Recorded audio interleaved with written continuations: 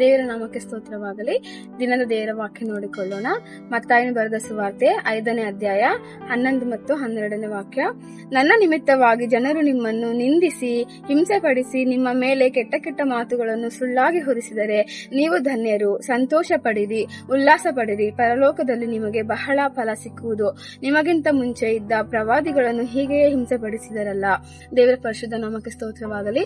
ದೇವರನ್ನು ಹಿಂಬಾಲಿಸುವ ನಮಗೆ ಲೋಕದಲ್ಲಿ ಹಿಂಸೆಗಳು ಮತ್ತು ಲೋಕದವರು ನಮ್ಮ ಮೇಲೆ ಕೆಟ್ಟ ಕೆಟ್ಟದಾಗಿ ಸುಳ್ಳಾಗಿ ಹೊರಿಸುವುದು ಮತ್ತು ಅವಮಾನಗಳು ನಿಂದೆಗಳು ಬರುವುದು ಎಂಬುದಾಗಿ ದೇವರ ವಾಕ್ಯ ಹೇಳುತ್ತದೆ. ಆದರೆ ದೇವರು ಹೇಳುತ್ತಿದ್ದಾರೆ, ನೀವು ಧನ್ಯರು, ಸಂತೋಷ ಪಡಿರಿ, ಪರಲೋಕದಲ್ಲಿ ನಿಮಗೆ ಬಹಳ ಫಲ ಸಿಕ್ಕುವುದು ಎಂಬುದಾಗಿ. ನಮಗಷ್ಟೇ ಅಲ್ಲ, ಲೋಕದಲ್ಲಿ ದೇವರನ್ನು ಸಹ ಬಿಡಲಿಲ್ಲ, ದೇವರನ್ನು ಸಹ ಹಿಂಸಿಸಿದರು. ಆದ ಕಾರಣ ನಾವು ದೇವರ ಮಹಾಪರಿಶುದ್ಧ ಸ್ಥಾನವನ್ನು ಎದುರು ನೋಡುವವರಾಗಿ ನಾವು ದೇವರಲ್ಲಿ ಭರವಸೆ ಉಳ್ಳವರಾಗಿ ಇರೋಣ. ಎಲ್ಲರೂ ಪ್ರಾರ್ಥಿಸಿಕೊಳ್ಳೋಣ. ಹಾಲೆಲೂಯಾ. ಸ್ತೋತ್ರ ಸ್ವಾಮಿ, ಪರಿಶುದ್ಧನು, ಉನ್ನತನು, ಮಹೋನ್ನತನು, ಸದಾಕಾಲ ಜೀವಿಸುವ ದೇವರೇ, ನಿಮಗೆ ಸ್ತೋತ್ರವಾಗಲಿ ಅಪ್ಪ.